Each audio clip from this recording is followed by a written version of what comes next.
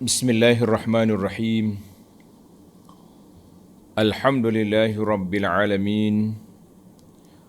Alhamdulillahilladzi hadana lihadza wa ma kunna linahtadiya laula an hadanallah. Asyhadu an la ilaha illallah wahdahu la syarika lah. Wa asyhadu anna sayyidana wa nabiyyana Muhammadan abduhu wa rasuluh. Allahumma salli wa sallim wa barik ala abdika wa rasulika Muhammad wa ala alihi wa sahbihi wa man sar ala nahjihi wa ihtada bihadihi wa istanna bisunnati ila yaumiddin, amma ba'du. Muslimin dan muslimat, para pelajar, para penonton sekalian, Assalamualaikum warahmatullahi wabarakatuh. Alhamdulillah, kita panjatkan kesyukuran yang setinggi-tingginya, yang tidak terhingga terhadap Allah Azza wa Jalla yang telah melimpahkan nikmatnya, anugerahnya, kelebihannya, kurniaannya kepada kita yang tak putus-putus, terutamanya nikmatul iman wal Islam, selepas daripada Allah nikmatkan kita wujud di atas dunia ini. Kemudian di antara nikmat yang disyukuri, iaitulah Allah Ta'ala panjangkan umur kita sehingga kita dapat lagi meningkatkan ketakwaan, menambahkan ibadat untuk menaikkan darjat, untuk mendekatkan kita kepada Allah Azza wa Jalla. Di saat kita masih lagi dalam PKP 3.0 yang banyak kekangan dari sudut pelaksanaan ibadat dan juga menuntut ilmu, namun alhamdulillah dengan adanya alat-alat teknologi yang ada pada kita hari ini, kita dapat mendekatkan yang jauh, dan ada kalanya alat ini juga menjauhkan yang dekat, mendekat yang jauh, dan tidak lupa dia juga menjauhkan yang dekat apabila disalahgunakannya. Baiklah para pelajar sekalian, kita teruskan pengajian kita dalam tafsirul Quran surah Al-Anbiya. Surah Al-Anbiya, surah yang ke-21, juzuk yang ke-17. Sambungan pelajaran kita bermula ayat yang ke-89. 89 bermula dengan kisah Nabi Allah Zakaria alaihi salam dan kelahiran putranya Yahya, yang juga ajaib. Wa ajab minhu, lebih pelik dari itu, iaitulah kelahiran Nabi Isa ibnu Maryam yang lahir tanpa bapa. Para jemaah sekalian, bagi pelajar yang pegang tafsir pimpinan Ar-Rahman Jawi, muka surat 683. Muka surat 683, itu pelajaran kita pada hari ini, insya-Allah. Baiklah para jemaah sekalian, kita baca ayat dia, kemudian kita pergi kepada perbincangan setakat mana masa ataupun perbincangan yang sesuai secara ringkas. A'udzu billahis samii'il 'aliim minasy syaithaanir rajiim. Wa Zakaria idh nada rabbahu rabbi la tadharni farda. Rabbi la tadharni fardan wa anta khairul warithin. Fastajabna lahu wa wahabna lahu Yahya wa aslahna lahu zawjah. إنهم كانوا يسارعون في الخيرات ويدعوننا ويدعوننا رغبا ورهبا وكانوا لنا خاشعين والتي أحصنت فرجها فنفخنا فيها من روحنا وجعلناها وابنها آية للعالمين.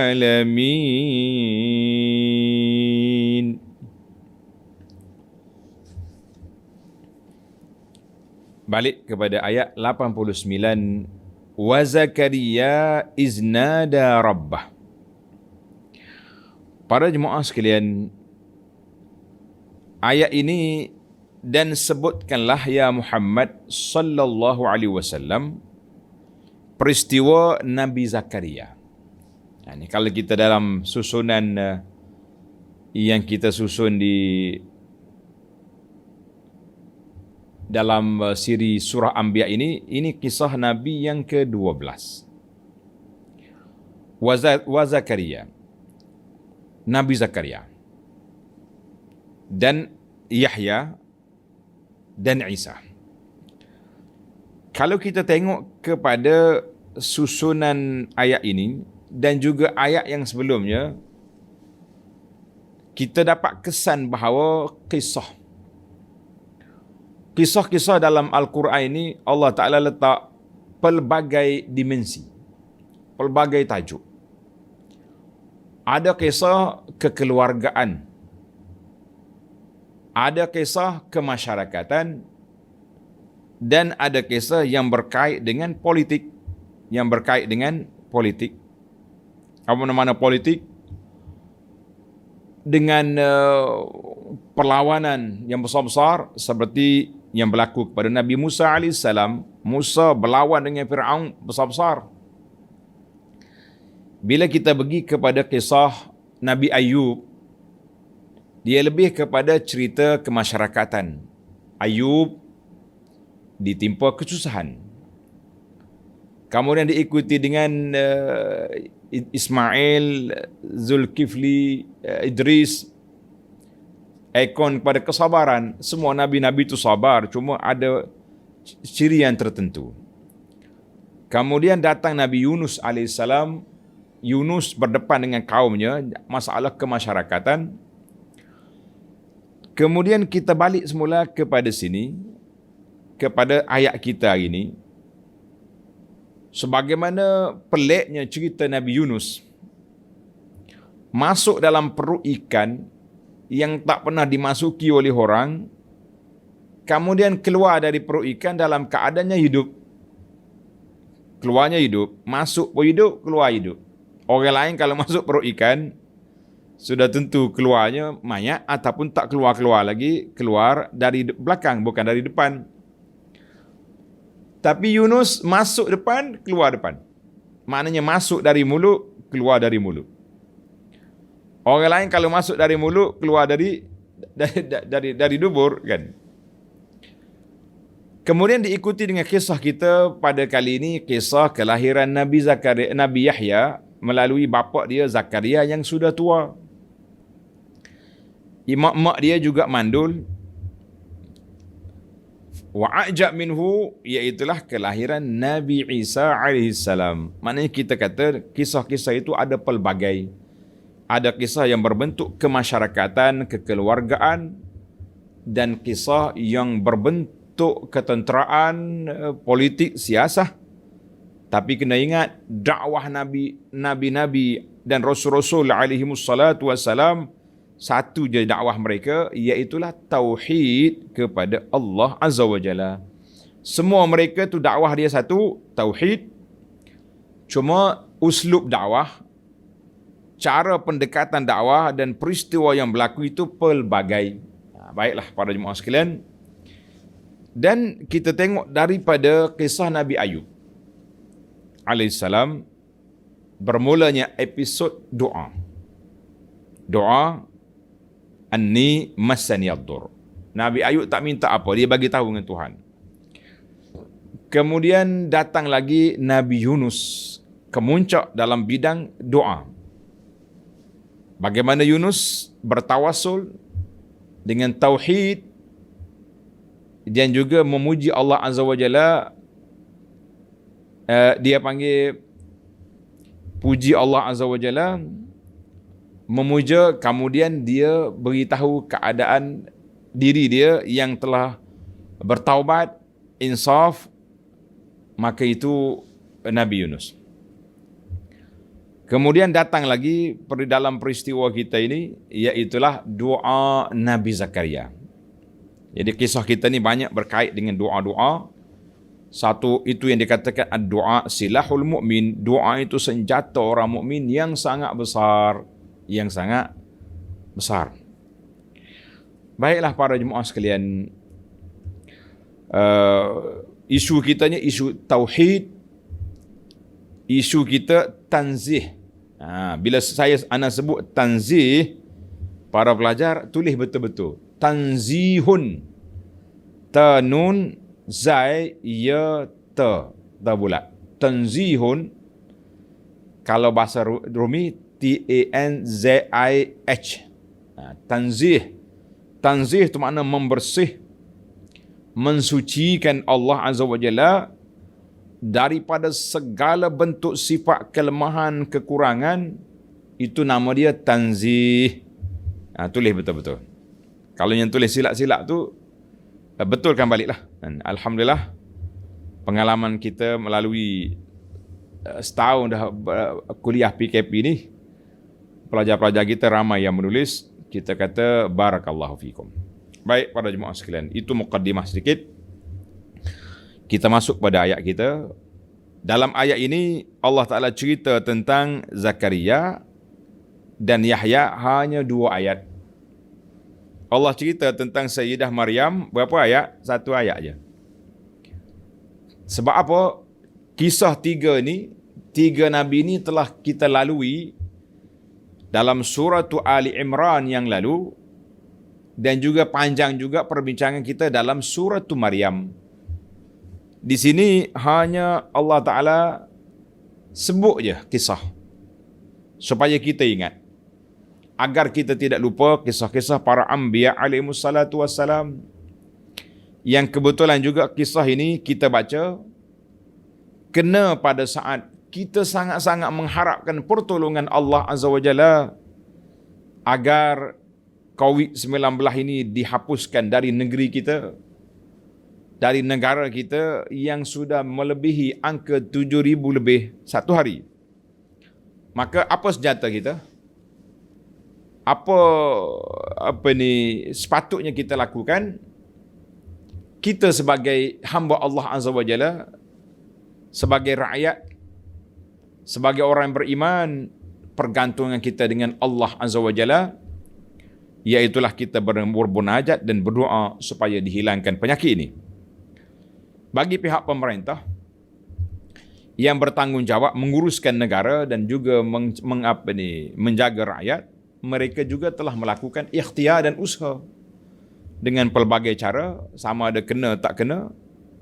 Kita nak kata gagal ke lulus, sukar untuk kita membuat andaian, sebab benda ini kali pertama berlaku dalam sejarah dunia dan juga dalam sejarah kita. Maka yang betul-betul gagal apabila kita tidak bermunajat kepada Allah Azza wa Jalla dan tidak berdoa. Baik, sebab itu anak kata kebetulan yang yang Allah Ta'ala susun ini, kebetulan yang sangat besar. Kita belajar beberapa siri doa munajat para anbiya alaihissalatu wassalam, di saat juga kita sangat-sangat berhajat kepada doa as-salihin was-salihat, al-mu'minina wal-mu'minat. Para jemaah sekalian, wa Zakaria, Nabi Zakaria berdoa. Tengok doa Nabi Zakaria. Ay wazkur ya Muhammad sallallahu alaihi wasallam Zakaria hina nada rabbahu, ketika dia berdoa. Apa doa Nabi Zakaria? Tanda tuan-tuan, doa ni boleh diambil khususnya bagi orang yang tidak ada anak, yang baru kahwin ke, yang sudah lama kahwin ke. Cuma jangan buat benda pelik lah, kan? Saya ni tua dah ni ustaz ni. Tapi apa salahnya nak berdoa juga macam doa Zakaria? Nak minta anak juga. Kita sudah umur 80 tahun, bini pun sudah umur 70 tahun lebih. Kita kata kita ambillah sunanil kaun. Sunan kaun maknanya perjalanan alam ni pun kena kira juga kan. Tapi tak mustahil, Tuhan nak bagi, apa salahnya? Baik, apa doa Nabi Zakaria? Tanda tuan-tuan, bagi kepada anak-anak, cucu-cucu kita sendiri pun, mungkin ada anak tak ramai, kita nak cucu ramai, baca doa ni. Rabbi la tazarni fardan wa anta khairul warithin. Rabbi la tazarni fardan wa anta khairul warithin. Ya Allah, wahai Tuhanku, janganlah engkau biarkan daku seorang diri dengan tidak meninggalkan zuriat. Jadi Zakaria, setelah dia didapat amanah menjaga Maryam, kebetulannya isteri Zakaria ni kakak kepada Maryam. Jadi dia dapat menjaga Maryam maka dia tengok, apa peliknya kalau aku nak minta juga anak. Jadi kalau dia nak minta juga, sebab dia tengok hidup Maryam tu pelik. Bila dia masuk tempat Maryam duduk beriktikaf, ada buah-buahan, buah musim sejuk, ada di musim panas. Peliklah kita kata. Jadi Zakaria kata, apa susahnya? Apa salahnya kalau aku berdoa juga minta zuriat, walaupun aku ni tua. Dalam tafsir Munir meriwayatkan, ada riwayat mengatakan umur Zakaria pada waktu itu sudah 100 tahun. Isteri dia 99, wallahu alam saya kata, sebab tidak ada riwayat yang jelas. Tapi yang pentingnya tua, isteri yang mandul. Namun begitu, dia tidak letak depan mata dia mustahil kuasa Allah untuk memberi anugerahkan kepadanya anak, maka dia berdoa. Dia kata, Ya Rabbi, janganlah engkau biarkan daku seorang diri dengan tidak meninggalkan zuriat. Jangan tinggal aku ni, jangan bagi aku ni seorang-seorang, Ya Rabbi, berilah kepada aku zuriat.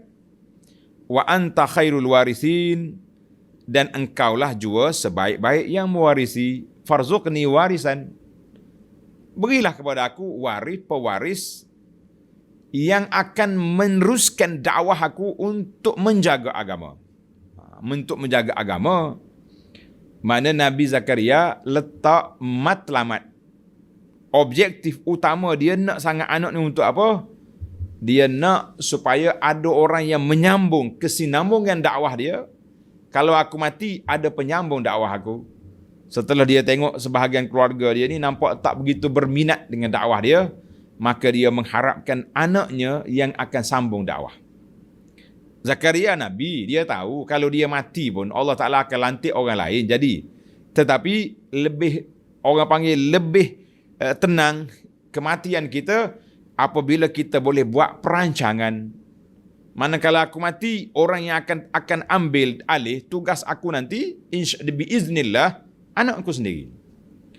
Sebab itulah kita para pendakwah, kita para asatizah, para guru, kita kena ingat, kalau kita pendakwah, kita nak bawa dakwah kita ni kepada masyarakat, di rumah kita pula banyak kitab-kitab yang telah tersusun dalam almari, sehingga kata orang berebut di antara kita dengan isteri nak susun pinggan makuk dia, kita nak susun kitab kita kan. Tapi kita tak buat perancangan, siapa yang akan sambung nak baca kitab aku nanti bila aku mati. Sebab itulah sebahagian daripada kitab-kitab tuan-tuan guru, tuan-tuan syekh, para asatizah yang hebat-hebat, namanya disebut-sebut dari bibir ke bibir para masyarakat, tapi bila dia mati, kitab dia, koleksi kitab dia yang sangat berharga, terpaksa diwakafkan ke universiti, diwakafkan kepada tempat-tempat pengajian. Sebab apa? Dia tidak ada waris yang mewarisi ilmu dia. Gitu kata orang, ilmu tidak diwarisi, iman juga tak boleh diwarisi, keturunan boleh diwarisi, akhlak juga sama, tak boleh diwarisi kalau tidak dididik, kalau tidak dilatih. Maka perancangan Nabi Allah Zakaria sangat teliti. Wa anta khairul warisin, engkaulah sebaik-baik yang mewarisi. Maknanya, ya Allah, berilah kepada aku orang yang akan menyambung tugas aku ini dalam dakwah. Maka kita juga, para asatidzah, Pak Imam, mesti ada di kalangan anak kita yang disusun atun, yang dipilih, yang terbaik di kalangan mereka dari sudut kecerdikannya, dari sudutnya, supaya kita ini yang kita hantar ke tahfiz, kita hantar ke pengajian-pengajian Islam, kita hantar mereka ke tempat-tempat yang akan mewarisi dakwah kita. Sekurang-kurang kita tidak diwakafkan, tidak sampai kena wakaf ke tempat-tempat pengajian, tetapi ada orang yang ambil alih membacanya dan menjaganya. Alhamdulillah. Hari ini sedih kita sebab banyak, ramai, kalau kita sebut figure-figure, nama-nama yang hebat-hebat, tapi kitanya terpaksa diwakafkan. Sebab apa? Tidak ada anak dia, tidak ada cucu dia yang boleh mewarisi ilmu yang ditinggalkan oleh tok ayah dia. Jadi insya-Allah mudah-mudahan kita dapat ilmu daripada Nabi Zakaria ini supaya kita buat perancangan yang teliti untuk meninggalkan anak-anak yang terdidik, yang lahir dari kalangan hafazatul Quran, hamilul Quran, dari sudut menghafal Al-Quran dan berakhlak dengan akhlak hamalatul Quran. Sekarang ni kita tengok orang hafal Quran ada, ramai, Alhamdulillah. Tapi akhlaknya tidak sepatutnya berlaku macam-macam lah. Contoh-contoh, hari raya duk post gambar berduet dengan bini macam dia tu pelakon besar dalam dunia. Bukan seorang hafiz hamilul Quran yang sangat warak dengan ilmunya. Ini yang dibimbangi. Baik para jemaah sekalian, tengok nota di bawah 989. Yakni engkau jual ya Allah yang kekal selama-lamanya, yang mewarisi segala-galanya. Semua tu hak kamu ya Rabbi. Tapi hak aku meminta supaya Allah Ta'ala beri anugerahkan padaku anak yang boleh apa? Yang boleh menyambung tugas aku. Dia tak kata aku nak tinggal harta. Sebab Nabi-Nabi alaihimussalatu wassalam, nahnu ma'asyiral anbiya, kita para Nabi alaihimussalatu wassalam ni tidak meninggalkan harta, dan harta dia tak jadi pusaka, tapi pusaka Nabi-Nabi iaitulah ilmu yang ditinggalkan. Man akhazahu akhaza bihazzin wafir, siapa dia belajar ilmu yang ditinggal, itulah orang yang menerima pusaka Nabi. Kerana itu apabila Abu Hurairah tengok sebahagian orang zaman dia nampak dah sibuk dengan dunia, dia pergi ke pasar, dia kata, tuan-tuan, tengok orang duduk bagi pusaka Nabi sallallahu alaihi wasallam di masjid. Kamu duduk sibuk di sini, buat apa? Ada yang berlari ke masjid. Abu Hurairah senyum tengok. Lama kejap, mereka pusing balik. Ya Abahir, Abu Hurairah mana? Tak ada pun. Bagi apa? Mu tengok orang buat apa? Orang ni duduk belajar qala Rasulullah sallallahu ya qala Allah Taala. Dia kata itulah pusaka Nabi. Nabi tak tinggal harta pusaka. Harta, tapi Nabi tinggal ilmu kepada kita. Kalau kamu nak bagi pusaka Nabi, pergi ambil ilmu. Allahu Akbar. Baik, bila Nabi Zakaria berdoa dengan doa yang daripada hati yang jitu, daripada doa yang orang panggil cukup syarat-syarat dia, apa jadi? Tengok Allah Ta'ala jawab. Cerita panjangnya tuan-tuan tengok dalam surah Maryam, bermula daripada ayat 2 sampai ayat 6, ayat 2 sampai ke ayat berapa itu kita dah bincang tentang Nabi Zakaria. Baiklah, saya nak pergi kepada ayat seterusnya. Fastajabna lah. Bila Nabi Zakaria berdoa, fastajabna lahu, maka kami perkenankan doanya. Allahu Akbar. Wa wahabna lahu Yahya, dan kami kurniakan kepadanya anaknya Yahya, siap dengan nama. Diberi anak sekali dengan nama pendaftaran. Masya Allah, nama dia Yahya. Sebagaimana dalam surah Maryam ayat 7, malaikat datang. Bila dia berdoa, Allah hantar mari malaikat. Ya Zakaria, inna nubashshiruka bighulamin ismuhu Yahya. Lam naj'al lahu min qablu samiyya. Zakaria, terimalah khabar gembira, doa kamu diperkenankan oleh Allah Azza wa Jalla. Kamu akan dapat anak, nama dia Yahya. Belum pernah diguna nama ini kepada sesiapa. Itu ya, Nabi Zakaria terkejut. Allah kabul doa aku. Masya Allah, tabarakallah. Ini doa Nabi diperkenankan oleh Allah Azza wa Jalla. Kemudian Allah cerita, wa aslahna lahu zawjah. Ay wa aslahna li Zakaria mar'atahu al-aqim. Dan kami perelokkan keadaan isterinya yang mandul. Hak mandul tadi, Allah Ta'ala perelokkan rahimnya untuk menerima kandungan Allah, untuk melahirkan anak. Masya Allah, tabarakallah. Allahu Akbar. Aslahna, Allah Ta'ala baiki balik keadaan isteri dia yang mana yang mandu tak boleh melahirkan anak, boleh lahir. Ada ulama mengatakan aslahna lahu, Allah Ta'ala perbaikikan yang mandul jadi tak mandul, dan juga akhlak dia juga berubah sebab dia akan jadi ibu kepada seorang Nabi. Allahu Akbar. Masya Allah, tabarakallah. Baik, walu dan juga menjadi seorang ibu yang penyayang. Macam-macam lah ahli tafsir sebut. Yang pentingnya dalam konteks kita ni, dia daripada tak boleh mengandung sudah diizinkan untuk mengandung. Wa aslahna, Allah Ta'ala perbaikikan keadaan dia. Kenapa? Ini penting tuan-tuan. Jangan tanya saya, dia makan ubat apa? Dia makan makjun apa? Dia makan jamu apa? Sehingga dia boleh mengandung. Ini kita asyik duk tanya tu ya. Semalam ada orang call saya. Dia kata, Ustaz, boleh ke tidak? Kami hantar produk kami ni Ustaz makan. Kemudian buat review. Testimoni. Bahawa saya sudah sihat sekarang dengan sebab makan ubat itu. Saya kata jangan. Para peniaga jangan duduk attack para asatizah untuk melariskan. Kita nak tunjuk barang kita, kita tahu yang dia sihat dengan ubat kita ataupun lain. Jadi pokok testimoni, jangan jadi najas. Najas ni orang yang mengangkat harga, mengatakan kebaikan untuk melariskan jualan. Testimoni ni bahaya. Kecuali kita betul-betul. Ni ada orang seorang ni, dia bagi saya produk dia lah, dua secet, dua supik. So saya test. Hari yang ketiga tanya, macam mana rasa Ustaz? Allahu Akbar. Baru dua. Nak rasa apa? Hantarlah 2 kotak paling kurang. Baik. Kita tak nak. Masuk ke cerita kita. Panjang lagi ni.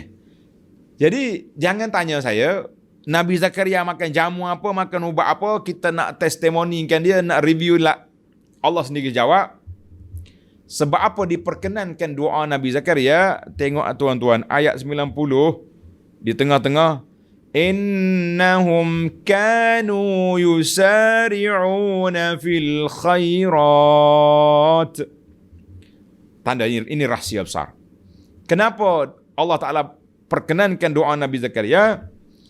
Innahum, kami melimpahkan berbagai-bagai ihsan kepada Rasul-Rasul itu kerana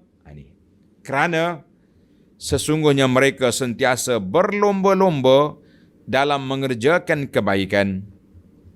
Ini punca.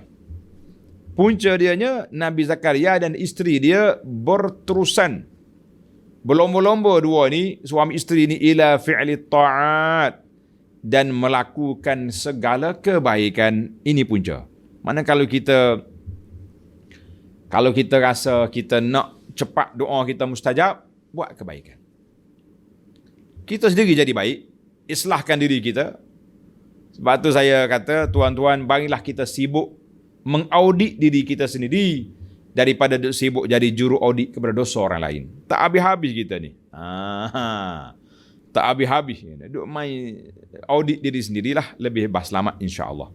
Itu yang pertama, yusari'una fil khairat, Isu yang kedua, wa yad'unana raghaban wa rahaba. Allahu akbar. Yad'unana raghaban wa rahaban. Ini syarat berdoa. Tanda tuan-tuan.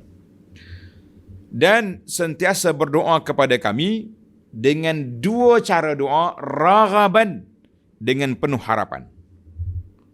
Bila kita doa, kita yakin. Sebagaimana sabda Nabi SAW, iza sa'altumullah, bila kamu minta dengan Allah, hendaklah kamu minta muqinun bil ijabah. Kita kena letak keyakinan Allah terima doa kita. Jangan main 50-50 kata orang sekarang. Tuhan terima ke tak ni? Jadi ke tak jadi ni? Apa ni? Start label aku ni. Raghaban. Tak semangat. Kata ni Nabi, kamu berdoa, muqinun bil ijabah. Kita kena yakin Allah kabulkan. Macam mana kita nak yakin? Allah sebut dalam Quran, Udu'uni astajib lakum. Mu berdoa, aku perkenankan. Kata Sayyidina Umar radhiyallahu anhu, aku tak fikir bagaimana Tuhan nak kabulkan doa aku, tapi yuhimmuni, yang aku fikir aku berdoa ke tidak. Kita sekarang ni sibuk duduk suruh orang berdoa, suruh orang doa. Hantar duit sana sini, solat hajat ustaz, dia sendiri tak berdoa. Kita kata ini satu kepincangan yang sangat besar. Kita mula dengan kita dulu. Maka yang kedua, rahaba, dalam keadaan takut. Tengok ni. Yakni raghaban, berdoa dengan penuh hati. Jangan doa main-main. Sebagaimana kata di hadis, Allah Ta'ala tidak akan kabulkan doa min qalbin lahin, daripada hati yang lara, yang lalai. Kita doa, ya Rabbi, hati duk mikir benda lain, atau hati duk tangan duk main handphone, atau apa saja. Ana dah sebut dulu kisah bagaimana Umar bin Abdul Aziz, dia tengok seorang pemuda berdoa, ya Rabbi, berilah kepada aku hurul ain, bidadari dalam syurga, tapi tangan dia duk main anak batu. Umar kata, campak batu, doa dengan penuh, bukan ini mahar mah kahwin, nak kahwin dengan bidadari. Allahu akbar. Yang kedua, raghaban wa rahaba, gerun takut kepada azab kami. Mana kita doa tu, ya Rabbi, kita nak sungguh apa nak, kita juga takut kepada siksaan Allah Azza wa Jalla. Maka itu mekanisme cara kita berdoa, dengan doa yang betul-betul. Baik, sebelum kita khulasahkan kepada doa Nabi Zakaria dan juga doa Nabi Yunus dan doa Nabi Ayub, saya nak tamatkan bacaan ayat dalam untuk CD ni. Kemudian kita pergi kepada penutup nanti, insya-Allah. Cuma dalam ayat ini yang pentingnya, Allah Ta'ala gambarkan kepada kita cara intipati berdoa tadi, mesti dengan keadaan raghaban, dengan keadaan khusyuk, dan rahaban dalam keadaan kita takut kepada Allah Azza wa Jalla. Barulah kita, doa kita tu insya-Allah lebih dekat dengan kabul, dengan mustajabnya doa. Kemudian tamatlah. Tamat apa? Doa Nabi Zakaria. Kita pergi kepada seorang lagi, iaitulah sepupu kepada Yahya. Kan? Dah mak kepada Yahya tu kakak pada Maryam, kemudian Maryam dapat anak. Wallati ahsanat farjaha, dan sebutkanlah ya Muhammad sallallahu alaihi wasallam peristiwa perempuan yang telah menjaga kehormatan dan kesuciannya. Siapa dia? Sayyidah Maryam al-Batul. Kan Maryam waktu dia duduk dalam mihrab dia, tempat dia bersembunyi beribadat, tiba-tiba malaikat masuk dengan rupa laki-laki. Maryam terus berdoa, inni a'udzu birrahmani minka in kunta taqiyya. Aku minta berlindung dengan Allah daripada gangguanmu kalau mu orang baik. Masya-Allah, tabarakallah. Ini kita kena didik anak-anak kita supaya bila tengok laki-laki apa benda, auzubillahi minasyaitanirrajim, ni jangan ni tengok laki-laki mari sengih suka. Sudah. Baik pada jemaah sekalian. Maryam lebih pelik lagi. Tengah-tengah dia duduk, dia tak minta pun. Yang Zakaria dia minta. Maryam tak minta. Tiba-tiba datang malaikat.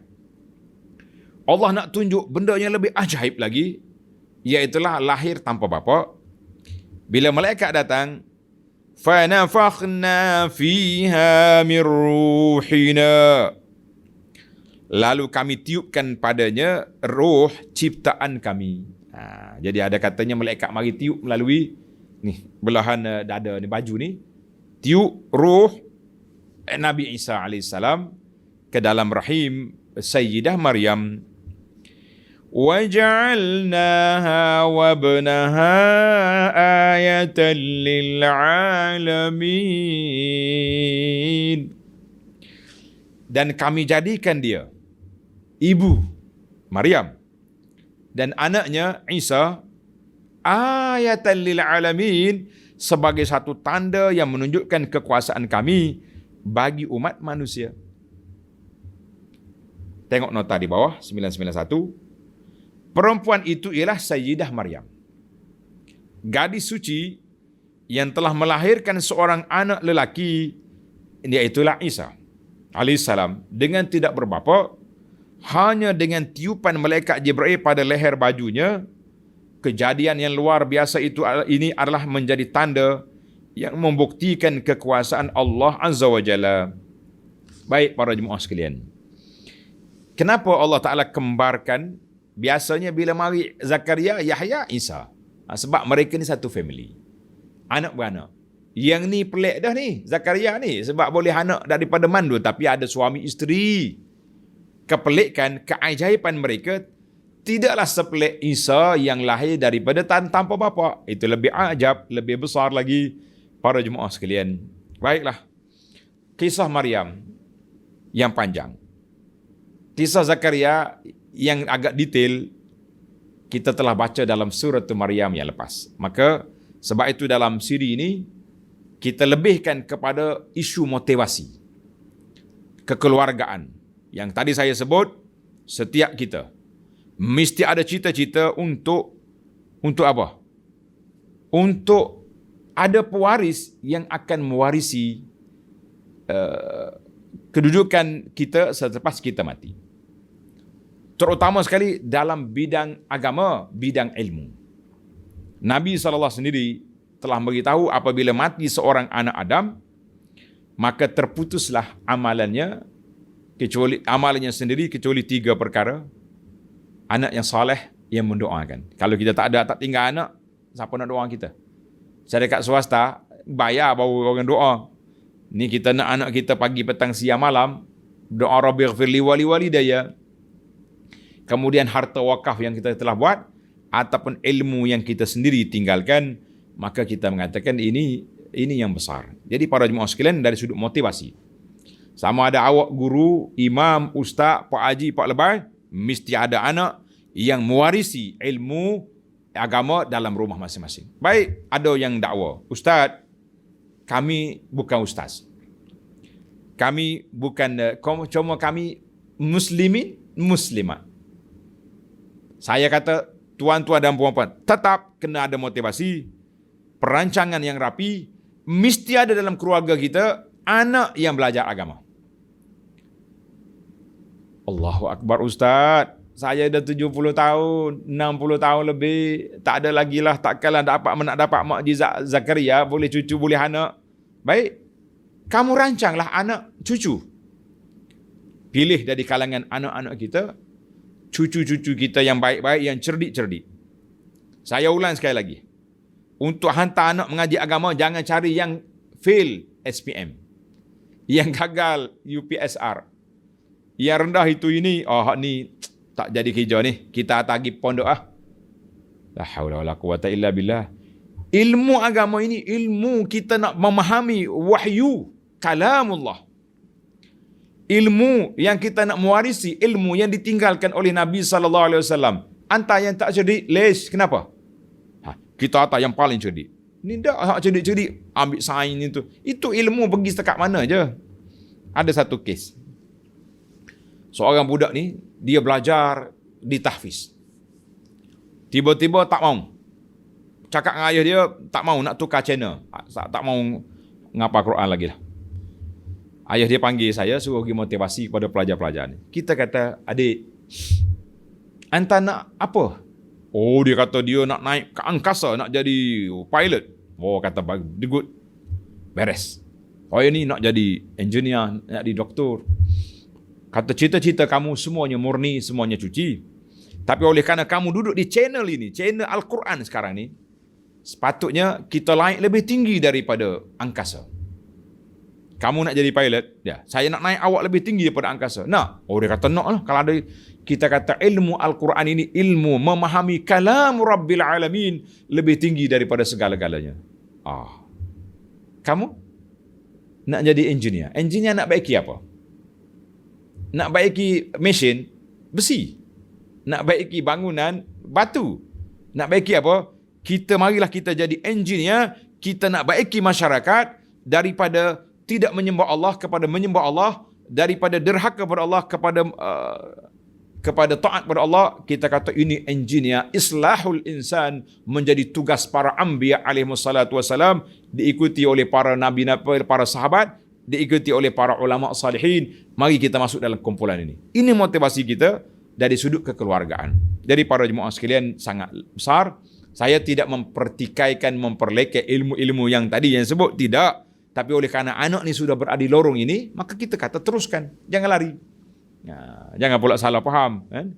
Kita tak mahu. Bukan cara kita perli-perli. Orang mengaji agama, orang mengaji, oh ini ada CJ, oh mengaji PhD lah apa benda. Itu bukan uslub pendakwah. Uslub pendakwah lengkap melengkapi. Ini orang mengaji universiti, ini orang mengaji di pondok, ini orang mengaji kitab baru, ini mengaji kitab turas. Sama-sama kita lengkap melengkapi, barulah ilmu itu berkembang. Ini tidak masing-masing nak tenyih. Orang Kelantan kata nak tenyih ni, nak terus lah. Oh, ini mengaji PhD tapi mana ada sanad.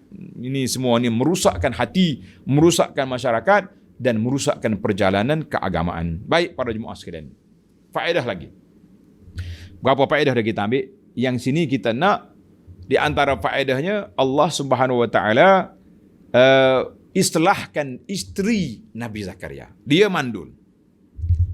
Tapi dengan doa Zakaria, aslahna lah, kami baikkan rahim dia sehingga dia boleh melahirkan anak. Kata di ulama, haza min fawaidil jalis wal qarinis salih. Ini pentingnya kita bersahabat, duduk dengan orang-orang yang saleh. Tempias doa dia, kita pun jadi orang baik. Ibu yang mandul, dengan sebab doa suami dia Zakaria, dia sudah dapat melahirkan anak. Kita kadang-kadang malas beribadat, tapi dengan sebab kita duduk dengan orang soleh, mereka berdoa, kita doa aminkan, ataupun mereka doakan untuk kita tanpa kita sedar, tiba-tiba kita jadi orang baik. Alhamdulillah, ini di antara usaha-usaha istiqamah dalam hidup kita ni, kita mesti duduk bersama dengan orang soleh. Bersama dengan orang saleh, insya-Allah. Kemudian cara kita berdoa mesti ada dua cara tadi, iaitulah raghaban wa rahaban. Mesti doa dengan penuh semangat dan juga rasa gerun kepada Allah Azza wa Jalla. Dalam doa Nabi sallallahu alaihi wasallam sebut wal ya'zimil mas'alah, bila kamu minta dengan penuh semangat. Jangan kata, Ya Rabbi a'tini in syi'it. Ya Rabbi berilah kepada saya kalau Allah nak bagi. La. Kita jangan buat Allah seperti kita minta borang kerja, kita minta bantuan dengan pejabat kebajikan masyarakat, dengan pusat zakat. Tuan, ini borang saya. Tuan nak luluskan, terima kasih. Tuan tak lulus, saya balik. La. Kita minta dengan Allah, jangan kata, Ya Rabbi beri pada aku kalau kamu nak beri. La. Dalam doa istikharah je kita boleh bincang. Ya Allah, sekiranya baik benda ni, beri pada aku. Kalau tak baik, jauhkan. Itu dalam bab istikharah. Tapi dalam bab kita minta satu benda, raghaban wal ya'zimil mas'alah, mesti minta dengan kata putus. Baik para jemaah sekalian, maka kena ada dua syarat. Kemudian dalam ayat yang dulu kita baca, khaufan wa tama'an, dengan suara yang perlahan. Jangan duduk bertempik-tempik. Doa kita ni bukan dengan tempikan. Sebab kita doa kepada Allah Ta'ala yang maha mendengar. Allah Ta'ala maha mendengar. Sebagaimana Nabi Yunus AS berdoa di mana? Dalam perut ikan. Di dasar laut yang dalam kegelapan perut ikan, kegelapan malam, kegelapan laut. Tapi didengari oleh Allah Azza wa Jalla. Karena itu Nabi SAW bersabda, aqrabu ma yakunul 'abdu min rabbih wa huwa sajid. Tempat yang paling hampir di antara kita dengan Allah ketika sujud. Sujud tempat yang paling rendah kita letak muka kita. Tapi didengari oleh Allah Rabbul Alamin, yang didengari oleh Allah Azza wa Jalla. Allahu Akbar. Ini raghaban wa rahaban. Dengan suara yang dunal jahri, dengan bukan suara bertempik, tapi dengan suara rayuan, rintihan, munajat. Nama pun munajat itu maknanya dengan suara yang perlahan. Baik. Para jemaah sekalian, ad-din kulluhu raghbatun wa rahbatun. Jadi agama kita ni semua diajar kepada kita duduk dalam dua dimensi. Mesti raja, mengharapkan pahala, khauf, takut kepada siksaan. Contohnya dalam doa kita nak tidur. Doa nak tidur. Saya dah bagi doa ni kepada tuan-tuan dalam kitab Perisai Muslim. Sama ada tuan-tuan baca tak baca, masing-masing pilihlah jalan hidup kita. Nak rugi, jangan baca. Nak untung, baca. Perisai Muslim dia duduk dalam poket kita. Saya dah bagi dah. Setiap orang yang ada handphone ni, Android ni, boleh ambil aplikasi Perisai Muslim, letak dalam handphone. Nak tidur, baca. Dia kata apa? Nabi kata, doa nak tidur. Allahumma aslamtu nafsi ilaik. Ya Allah, aku serahkan diriku padamu. Sebab aku nak tidur ni. Bila kita tidur, orang nak buat apa pun boleh. Wa wajjahtu wajhi ilaik. Aku hadapkan mukaku kepadamu. Wa fawwadtu amri ilaik. Aku serahkan segala urusanku kepadamu ya Rabbi. Aku tidur dah sekarang ni. Macam mati orang tidur ni. Wa alja'tu zahri ilaik. Aku rebahkan belakangku ni untuk engkau ya Allah. Raghbatan wa rahbatan ilaik.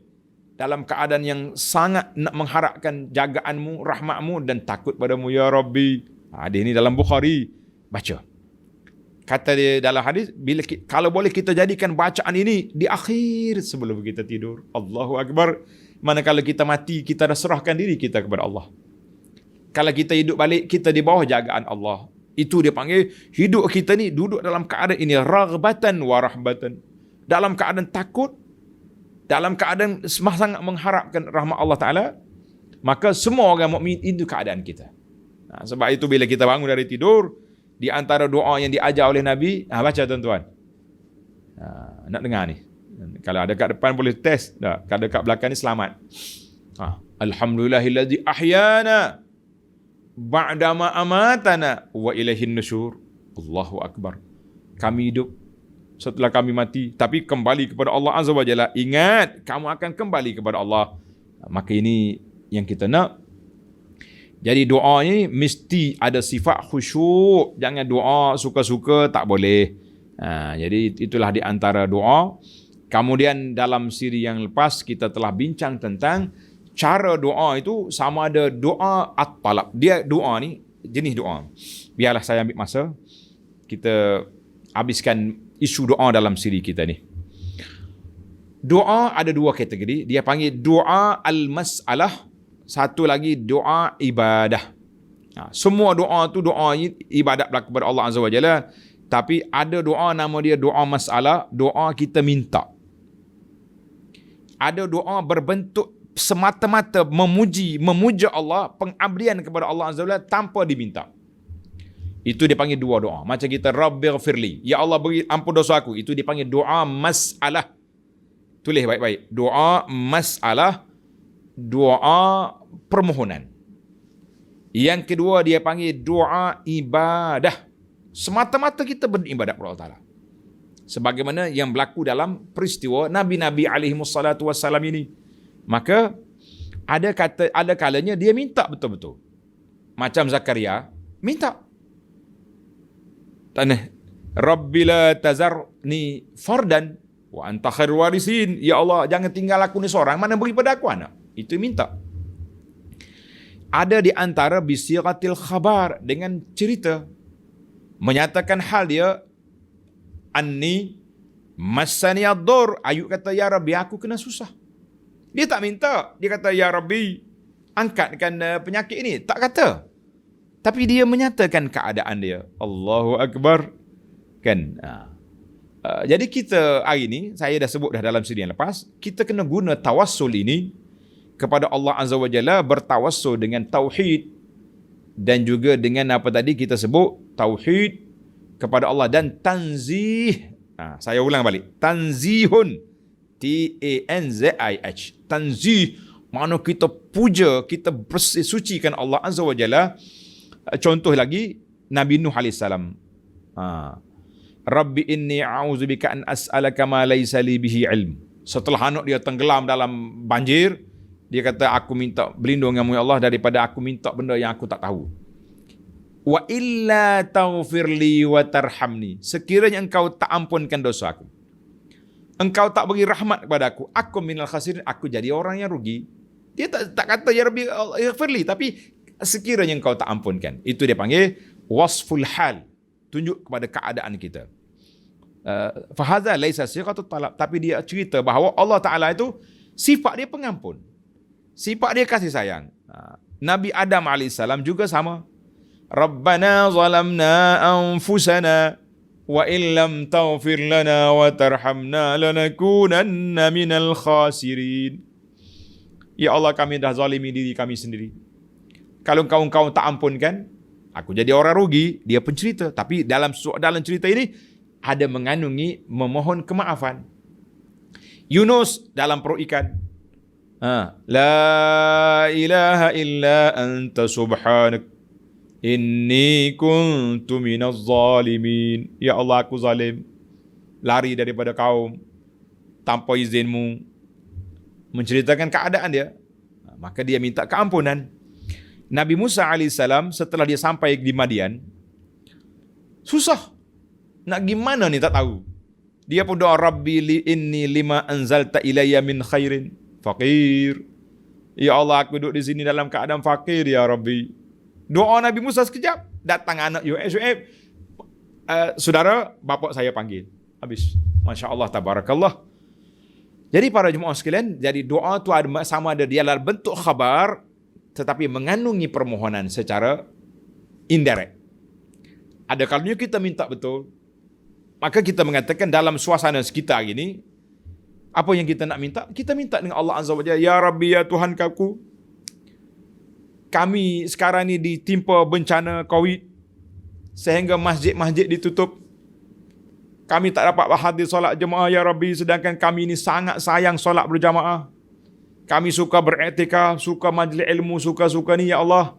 Ya Allah, sekiranya Engkau tidak hilangkan COVID ini, beginilah keadaan kami. Ini doa minta ke khabar.